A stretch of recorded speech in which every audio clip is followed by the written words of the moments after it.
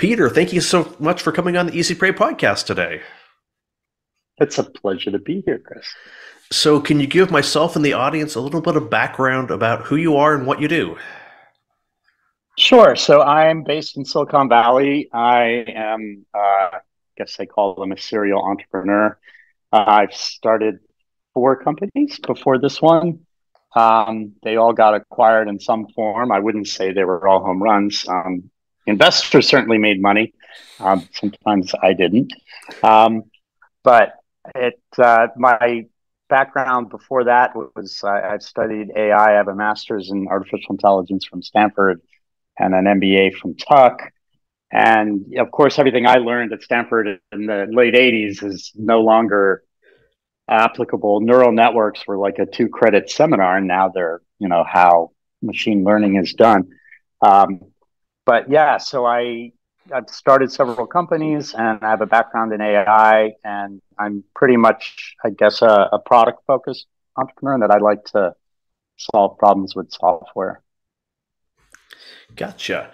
So, let's talk a little bit about kind of fake news, and I suppose we need to clarify, uh, the definition of fake news here. We're not talking about where people are disagreeing, or there's spin, or there's a viewpoint that someone disagrees with, so it's qualified as fake, but where actual uh, unique, I don't even know how to define it, where literally fake content is created, what is being purported, what videos are being seen, never actually happened. Yes, that's correct. And that's the part that is the bigger threat, right? Which is that where we're headed, these technologies are going to be so good that you basically can provide photographic evidence of you doing anything that you need to prove. And so, that has implications. Seeing is believing. Kind of our brains are wired to believe what we see more so than what we hear. And I think um, it's getting it's just going to be really hard to know what's real, and the fact that even that an article is written by a human, and so it's going to be interesting. It's not necessarily bad, but it could be in that there's just going to be so much to read. There's going to be so much content generated by these AI writers that it's going to be hard to really sort through it all and know what's real. I mean, so where do you see the current state of AI in terms of video production and deepfakes and written content production? So the written content production is going great. So now you can go into GPT-3 or Chat GPT, their latest release, and you just say, I want uh, you to write me a story about this, or I want an article that makes the case for that. Any of these tools basically allow you to generate this content, and then that content could be real or it could be fake. And what we're really most concerned about at CertifyIt is video content, Mm-hmm. because now that they can fake photos realistically, and they'll only get better, then faking videos is the next step, because that's just a sequence of photos, right? And so when we start seeing things that have been fabricated by computers and believe them to be real, that's when reality stops being real and people start not knowing what to believe anymore. I mean, we're already kind of getting there, but um, with these technologies, it's going to be so hard to tell that something wasn't made by a human, and that has implications for society, I think, and that's really why CertifyIt was founded, which is to make sure that there's a way to know something is real, and in this case, a video. So let's take a step back. So when it comes to deepfake videos, What is how much work is required under today's methodologies to create videos that you and I might look at and say, we can see artifacts, we can tell that that's not real. How much work does it take, and what are some of the things under today's technology, if you were to look at a video, you could identify as, oh, that's clearly a deep fake? Yeah, great questions. So the technology has certainly come a long way. Right now, it's not generating videos. The best it can do is static images. And if you look closely, you'll see in the detail, you can tell that it was fabricated. You look at the leaves of trees, or you look at detail even in other humans or animals in the photo. You can tell that it was generated. But in 5 years, I think, like everything in tech, it's just going to get better and better, and the resolution is going to get higher, and the believability is going to get higher. And so that's sort of my area of concern, is that, you can now reanimate someone and make them say something using computer software. And so, that's another potential problem. Is I think really that it's going mainstream, maybe, that so that these tools that are very sophisticated and weren't possible before, these tools for generating these images are open to everybody now. So I can go to OpenAI and sign up for free to do a number of images for free, and then it's a small amount of money to pay to have the images generated. I can get access to GPT-3 and GPT to generate research papers, articles, instructional manuals, stories, paragraphs, and whatever you want it to write, it will write it very convincingly, because it's basically been trained on the entire internet. And so it can never be original, because it's always, in a sense, the AI is always the average of all of its input, all of its training. So that's sort of the one interesting thing you think, is that it's not going to invent stuff, but because it can only build from what's already been done before. But a lot of great ideas are built from prior ideas. So there's talk that it can't truly be original, but it can seem pretty original in the way that it has such a command of the facts and can pull them together into a detailed article in just a few seconds. Is the challenge there the source in terms of doing it right? Is the challenge there the source material? If there's a lot of erroneous data sources that your intelligence might be looking at, that it's gonna pull in factually incorrect information because it doesn't really know the material? That's correct. It doesn't know anything. And so it's purely about the frequency of it happening on the web. And so, because these language models are trained by crawlers that go out and basically crawl everything on the web. And particular for the visual ones, they look for areas where pictures have been tagged, so that those tags can be associated with the picture for training purposes, tagged with contents. And so those are, those tools are just getting smarter as the internet gets smarter. But they do prune them, because the internet is full of a lot of negative stuff. And so the biggest problem they had when they first did them is that often the images would skew sexual, because there's so much sexual content on the internet.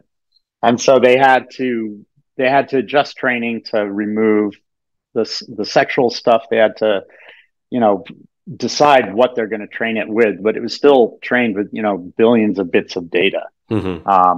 And so it's merely sort of saying, if you want to think about it in the simplest terms, it's saying, okay, when I when I'm asked to do this, in the case of writing an article, um, the most common, most average, if you will, the most typical way that paper looks is this, and then it writes the paper. So it's never going to do like original research or original innovation. It can only spit back what humans have trained it. But and that's kind of what they're struggling with now, and ethicists are struggling with, is what do you train it with? I mean, the reality is that humans are sexual and sex is a part of our being. So is it artificial to remove all that in in the training and to bias it against sexual content? So it's sort of, there's a lot of ethicists involved in this debate, lots of people sort of trying to figure it out, because it's a quasi human entity that we don't quite know how to handle yet. I mean, if it's having intelligent conversations with us, or appears to, and it's writing these amazing articles and creating these believable photos, that's pretty powerful in terms of what it can do. And I think there's a whole other conversation about, what does this mean when images don't represent, like a photo, photographic evidence, it used to be called. Now that's gone.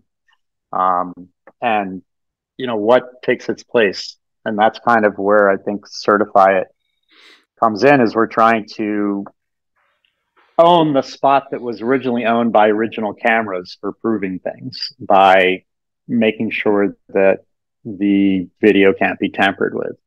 And it can be used for everything from, reviews. I mentioned the problem with fake reviews, and it can be used by news organizations to ensure that the video that they're getting is accurate. So what I mean by that is, the big problem now is they can't break the story when they get the video, because they have to vet the video to make sure that it's real. And in this case, if it comes from CertifyIt, they'll know that it hasn't been tampered with and couldn't have been altered, and that the location is accurate and the date and time is accurate. And so they can basically put it up right away. And that's something that news organizations are struggling with, is how can we break news faster than it happens on the internet? I mean, there's even back in 2011, there's a Family Guy skit with Tom Tucker, the news anchor, saying, "This is Tom Tucker reporting news 4 hours after you read about it on the internet." And that was in 2011. And so, news organizations are really struggling with the fact that more and more of their source content is going to be consumer generated mobile video, witnessing different things. And the problem with that is that it's a Pandora's box of what are you going to get when you open it up to consumer video. When CNN had iReport, which they launched in 2006, which was a way for you as a citizen to file a video report that might air on CNN. That worked great until people started uploading fake stuff, and CNN actually reported some fake news. It was on Steve Jobs' death, that he hadn't died, but that video fooled, a fake video that was uploaded fooled CNN, and they aired it, and they were wrong. And so then they said, we can't do this. And eventually in 2015, iReport was shut down.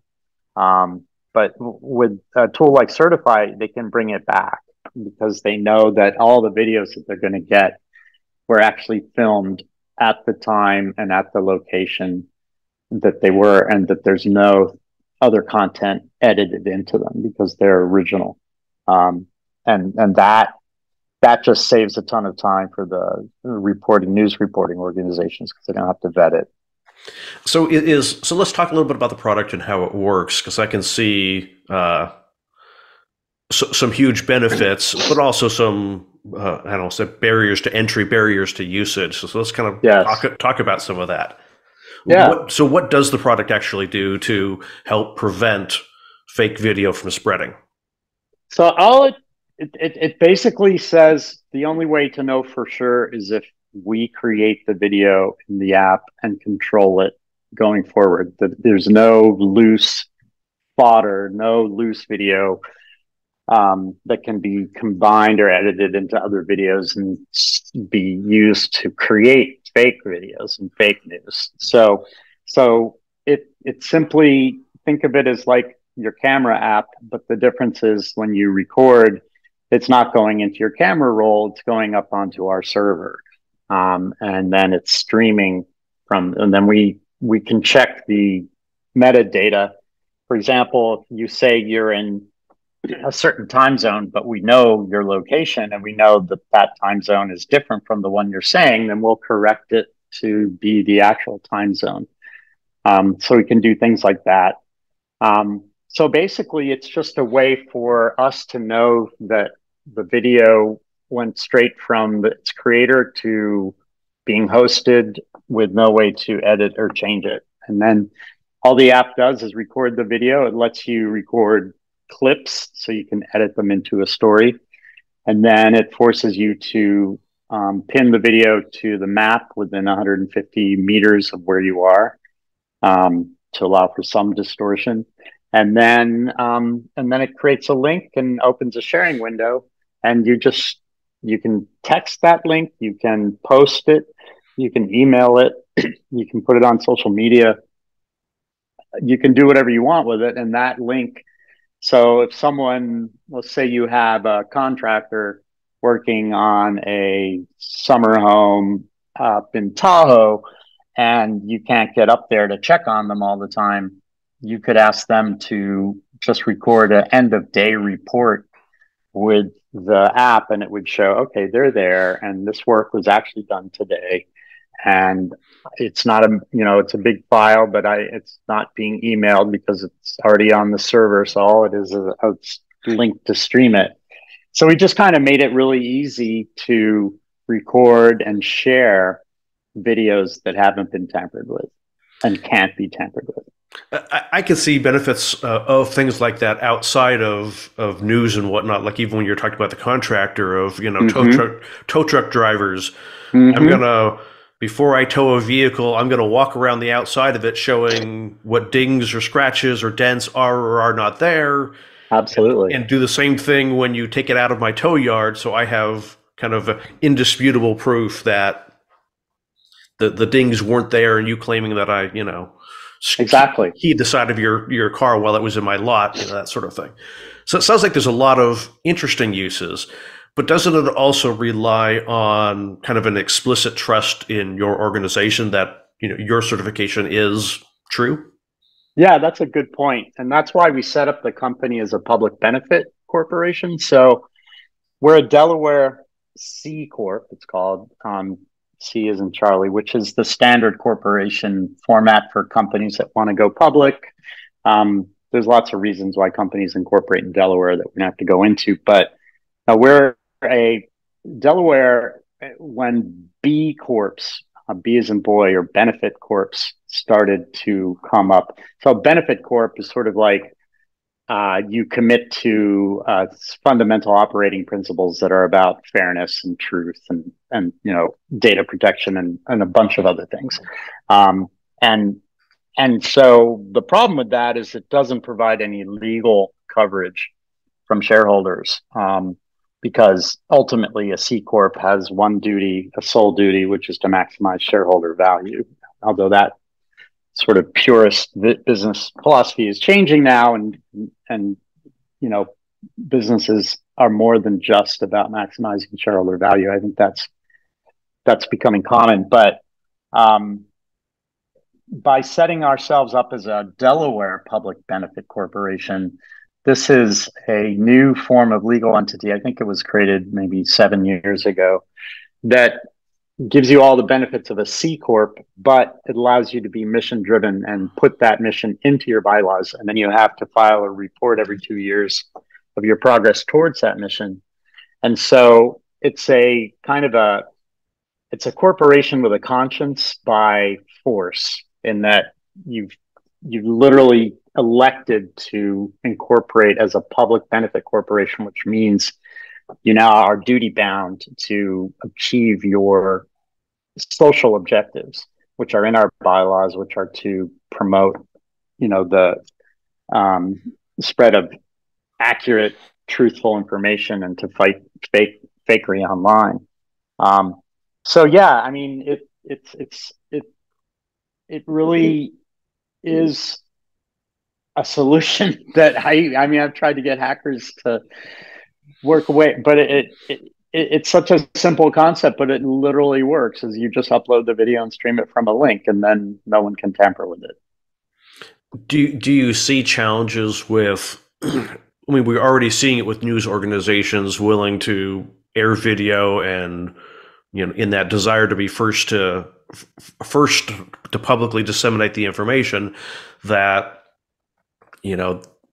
they're still going to be willing to air stuff because they want to be first without. Oh yeah. Whether it's CertifyIt or a competitor platform, they still aren't going to want to jump through the hoops of verifying a story before they run with it because they want to be first.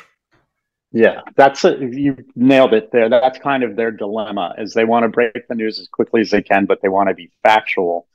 And they have to relax either breaking it quickly or knowing that it's factual, one of those two, in order to get it out.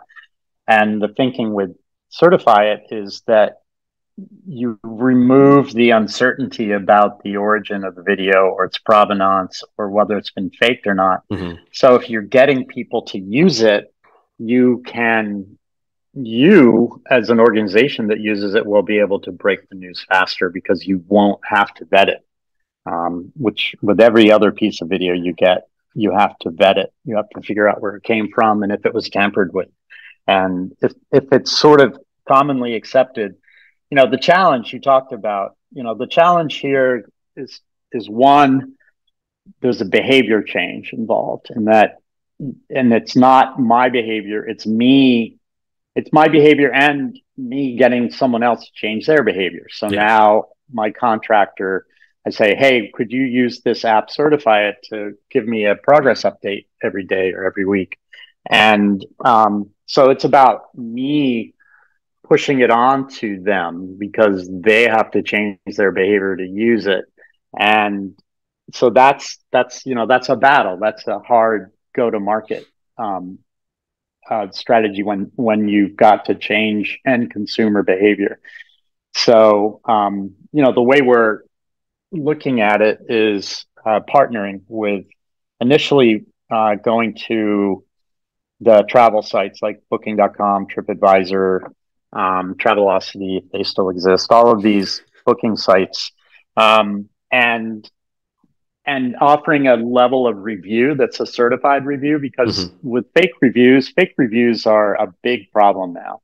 Yeah. And you can hire companies in China to write all these great reviews. Your competitors will come in and write nasty reviews, and it's all kind of screwed up because nothing is checked.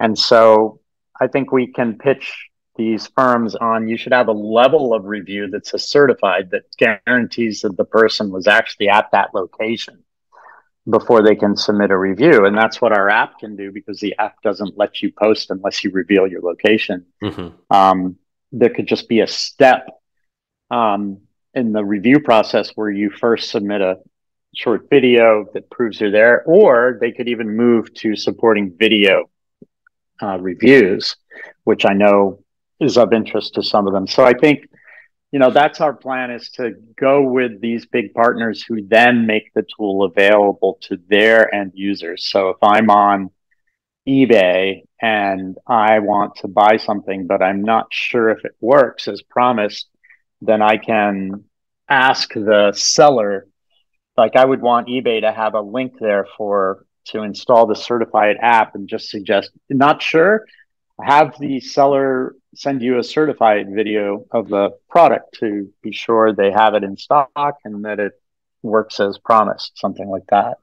So, yeah, I think that's how we're going to try and do it, is through partnering with these organizations that are facing these problems. And from the point of view of someone like booking.com or TripAdvisor, then they've kind of given their customers a tool to protect themselves, but it sort of takes the burden off of them potentially a little bit. Hmm. Because right now, I think they often just eat it. If someone gets scammed, they take it. That the person gets reimbursed and they eat the cost.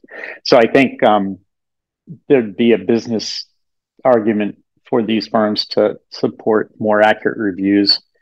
And because that's the business they're in, they're supposed to be providing their review sites, and their fundamental core product is broken, um, in that it can be easily faked. I think they're going to want to look at something like us to help solve that problem. I mean, I could definitely see it benefiting companies like your short-term rentals, your Airbnbs and whatnot, Mm, where the host has to upload a certified video of the location, as opposed to, hey, I went out on a stock photo place, grabbed 15 stock photos and uploaded it, claiming to be a luxury condo when it's a little hole in the that wall that's happens. with cockroaches That running happens. everywhere. Yeah.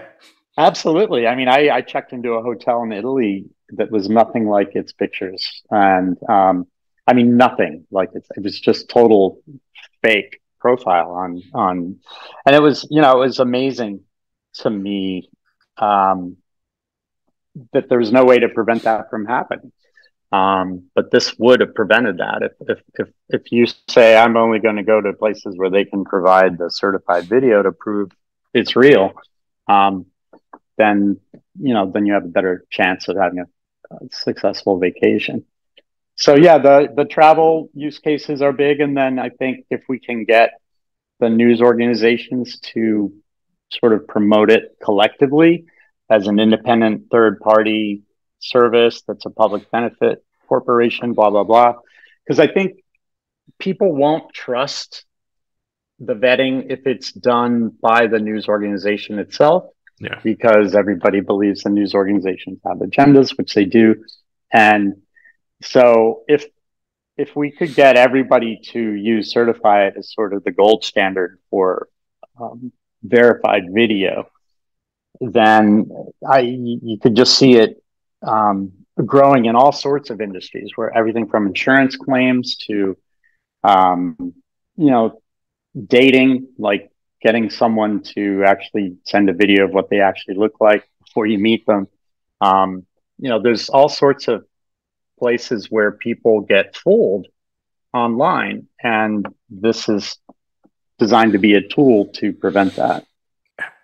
So how do I think we're kind of in this world now where uh, we have citizen media, so to speak, that Yes. your traditional media channels aren't even involved anymore. That it's, Bob goes outside, sees something, films it, uploads it to his favorite social media channel, and things just take off, from there. And there is Yep. no certifying organization. There is no news channel doing due diligence. It's, hey, I either trust Bob or I don't, and I'm either going to share his content or I'm not going to share it.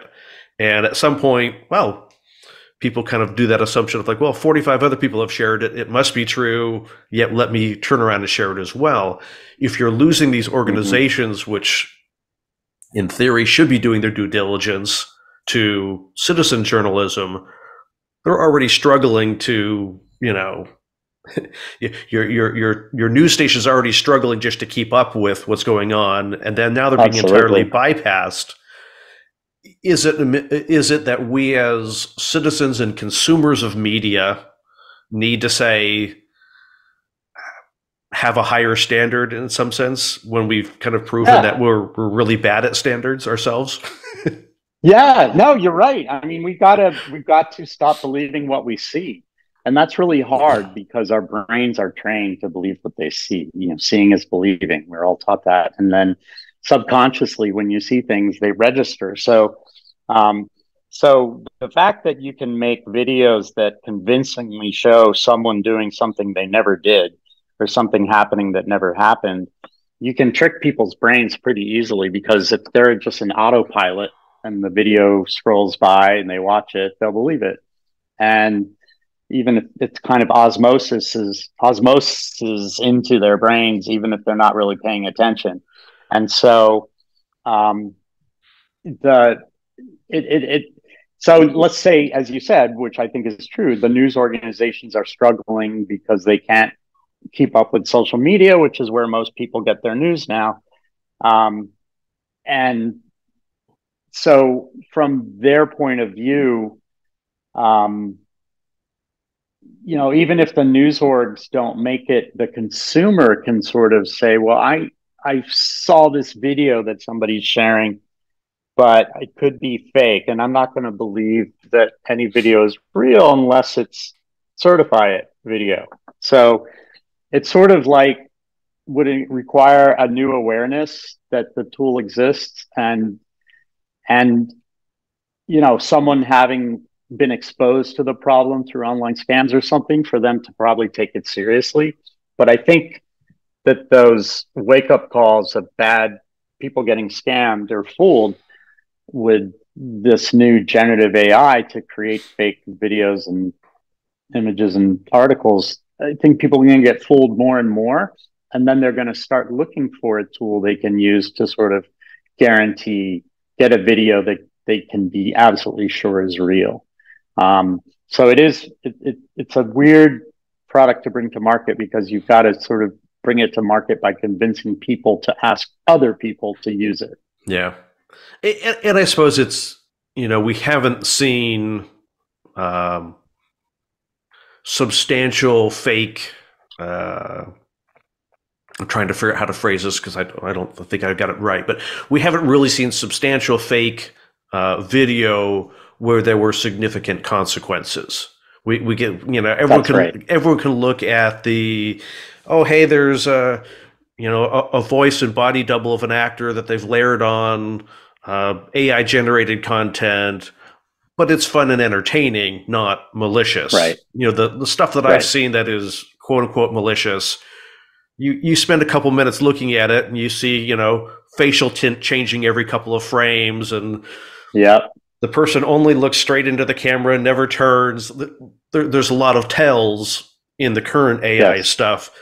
So is it going to take some major politician, something coming out very convincing that they've done something particularly horrific, yet probably there's only this one video source that can corroborate it, and 15 ones that can't corroborate it? Yep. Yeah. I mean, it is, it's going to be, there'll be false negatives and false positives. So there could be videos where they create them visiting, people in a home for the elderly, but he never actually did it. He just generated the video. Yeah.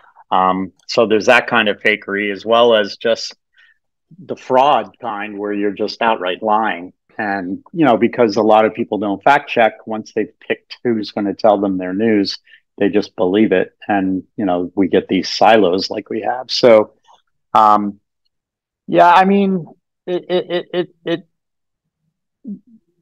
there's always going to be problems with fakery, but I think what we're trying to do with CertifyIt is at least to say that we're solving just one little problem, which is like, if you really need a video to prove something happened, to prove something was finished, to prove something is the way it is, that you can't just ask for a normal video, particularly from strangers, because they can upload anything, they can make anything happen. So if you're dealing with a situation where there's low trust and you need to verify something remotely, that's really where CertifyIt comes in as a really handy tool. You're on the bleeding edge of a problem that is just beginning to start to happen. That's right. And it's only because I have a background in AI and I've been following these technologies and seeing where they're headed that I,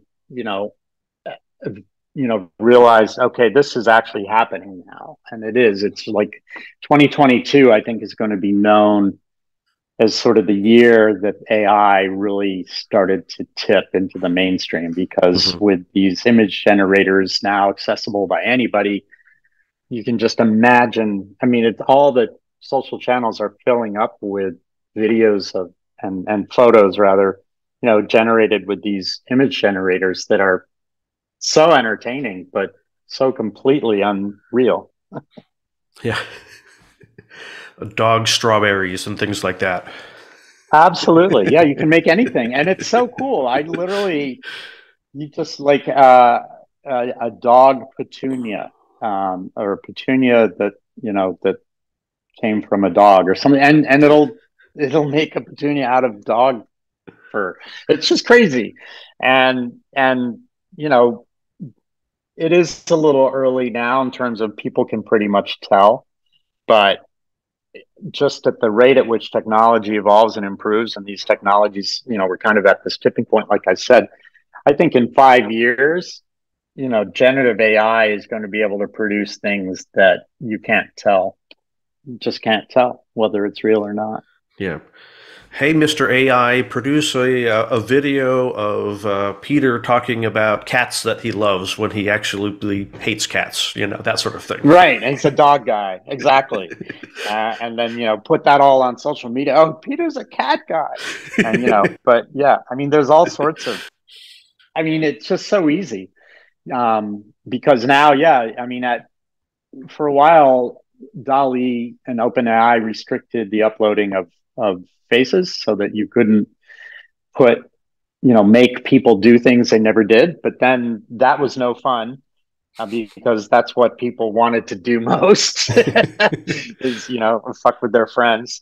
And so, pardon my French. So they said, after just, it wasn't that long, it was only a few months, they said, we're going to allow you to upload photos. So now I can upload a photo and put myself in a fancy hat on the Rive Gauche in Paris. Whatever I want to be doing, I just can make that. I upload my photo and then make that all happen around me. I just describe where I want to be and what I want to be doing, and it'll make it. Yeah, that's kind of scary on the fraud front because people can create these, personas of, hey, I'm this world traveler when I've never left, the city I grew up in. I've got all this footage. There's so much content. So much content of me all over the world, yet it's all entirely generated. Yep, they could live artificial lives. I mean, we've heard of those sort of long haul frauds where people maybe are living a whole life that's built on fraud that, faked something. But yeah, it's going to be possible to create these alternate realities that are really convincing. And it really is going to be up to consumers of video to step back and say, wait a minute, how do I know this is real? And I think that extra step of saying, wait a minute, seeing is no longer believing. Yeah. I think people are getting wiser to that. Certainly they recognize that photos are easy to fake. When it comes to video, I don't think they realize how close we are to generative AI video, where it does, you can set the scene and say what you want to happen and it all plays out. Yeah. As soon as it happens to a major politician, we'll all be very aware that it can happen. Yeah, exactly. And then everyone will raise up be up in arms and, change will happen. But yeah, you're right. It will probably take some major fraud or factual blunder by major news or something that will sort of wake people up to this. Well, hopefully consumers can be ahead of the curve and be asking for solutions before starting to think about the consequences before this, and just have that seed of, how do I know this is real when we're encountering content that, particularly if it's sensationalized? Yes, exactly. And because content always seems to have an agenda now.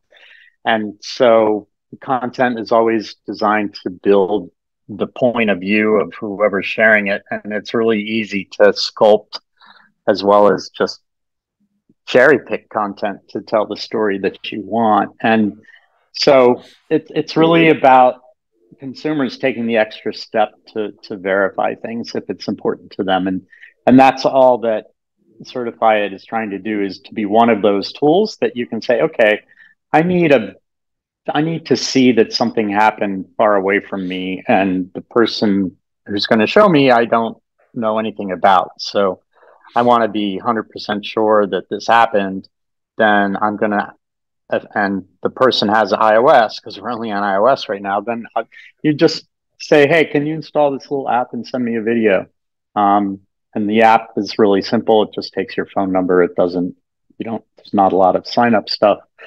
And boom, you've got a tool that you can ask remote people to use to prove something, or even for your kids to prove where they are. So as we wrap up here, where could people find more about the app and more about you? So the app is CertifyIt, just like it sounds, Certify It, one word. It's only on iOS now. So if you have an iPhone and you go in the App Store and you search on CertifyIt, one word, you'll see us. There's others in there with similar names, but you'll see CertifyIt. And then we also have our website. If you want to learn more about us and the company and me, you can go to certifyit.org, which is our main website. And we will make sure to link those in the show notes. Any parting wisdom before we wrap up today? No, I just wish everyone a wonderful, happy holiday season. And if you're not sure of something, be sure to get proof with CertifyIt or other tools that are out there. Great. Thank you so much for coming on the podcast today, Peter. It's my pleasure.